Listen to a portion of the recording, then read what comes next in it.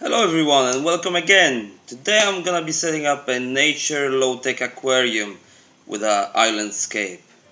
So first I've started with gluing in a Hamburg corner filter. That's just gonna be my main filtration, yeah. After that I'm adding some black gravel, just some regular one, probably the cheapest one you can get in your local fish store. Next I'm choosing some nicer pieces of rock and just placing them in however I like them. I usually pick up the most interesting side and just make it visible from the front of the tank. To be fair, I'm not sure what kind of rock is it. Probably it's some elephant skin or cereal or whatever you call it, yeah. Next, I'm gonna be choosing some kind of driftwood to go with the rocks together. And once I'm happy with the result, I'm just adding a couple of extra rocks to complete the hardscape. I always do recommend that if you're buying any rocks or driftwood or anything like it, just buy more than you actually need so you have more to play with during your scaping. As you can see in the background, I've got a big box full of driftwood, rocks and everything like it, yeah? So it's just much easier. Okay, I think that's gonna do it. More or less, I'm quite happy with the hardscape. Next I'm adding some tetra initial sticks to the thin layer of gravel. That's gonna work as my main fertilizer alongside with some clay and peat balls.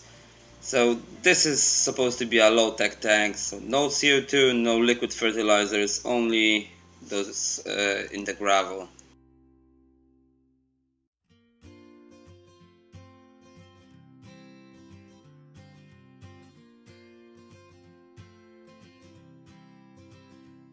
Next I'm gonna cover everything with some extra gravel just to make it enough for planting later on, and I'm just filling all the gaps between the rocks nice and packed.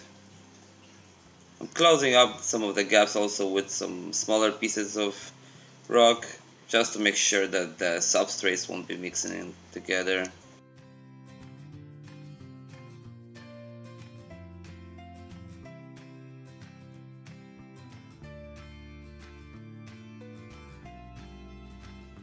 Okay, so it's time to add the sand, because this is supposed to look like an island, the scape itself, so I have to make a nice beach around it. For that purpose I'm using the cheapest sand I could find in my local fish store, and it really looks nice. I'm really happy about it. And there you go, the hardscape is ready, so let's go to plant it. So I'm gonna be using mainly plants from my outdoor containers that I was showing you in one of my previous videos.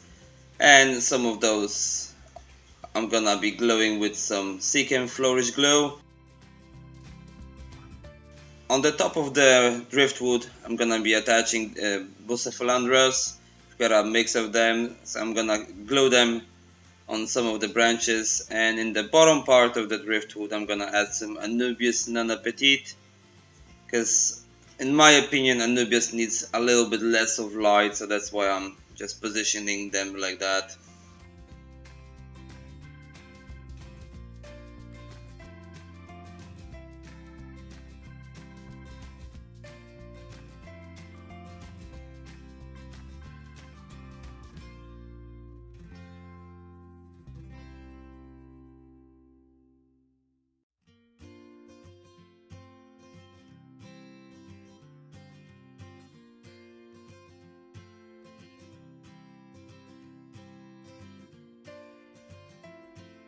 Probably the most important thing you have to remember doing something like this, that you can't let the plants to completely dry out, because they will die off.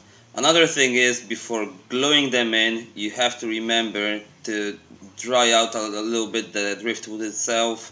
So just use a little bit of paper towel before you put the glue on it and stick the plant.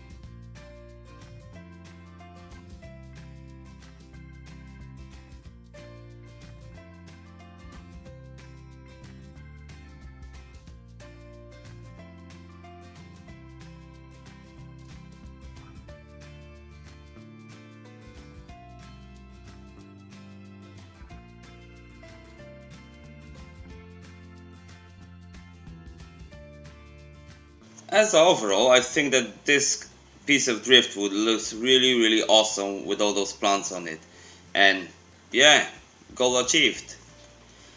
To be fair, after I did it, I was thinking for a long time that I'm gonna maybe leave it like this without any other additional plants. What do you think about it? Let me know in the comments below. After a while, I finally decided to actually add some crypts and some rotalas.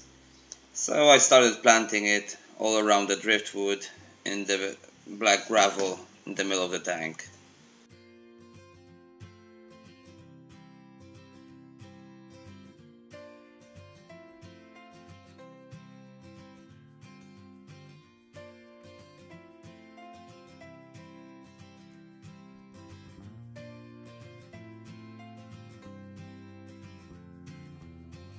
So once all the plants are in their place, it's time to top up the water, yeah? So let's see how it will look. I'm pouring the water behind the corner filter, that way I'm not stirring any substrate or anything else, I'm not disturbing it. So it's much easier, and I'm always doing this the same method when I'm doing a water change. So a little bit cleaning up around the rocks just to make it a little bit better. And I'm gonna add probably a few really small pieces just to make it a little bit more natural look.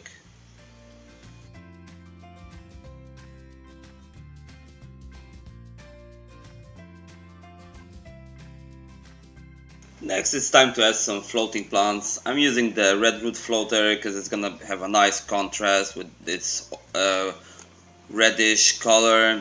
It should look really nice over here. And that's one of my favorite floating plants.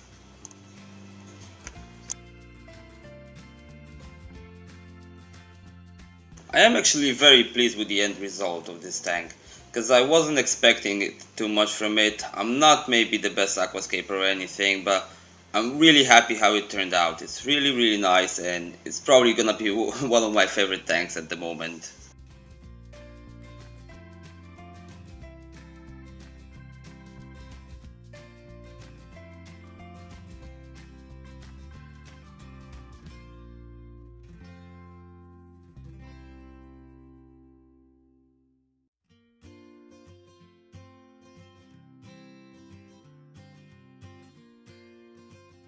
Okay, so it's time to turn on the filter. So to power the Hamburg corner filter, I'm gonna be using a air-driven small filter. So I'm just gonna rearrange it a little bit, so to give it a little bit different shape, so that it will fit behind the corner sponge.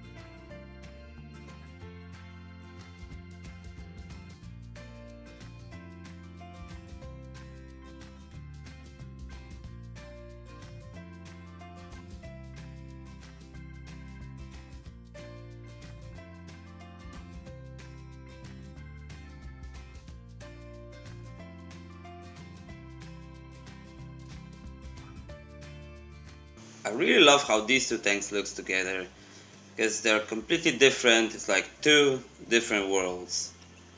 And yeah, that's gonna be it for today. I hope you liked it. If you did, let me know. And if you didn't subscribe yet, I hope you will, because there's gonna be a lot happening in the near future. So until next time, see ya and take care.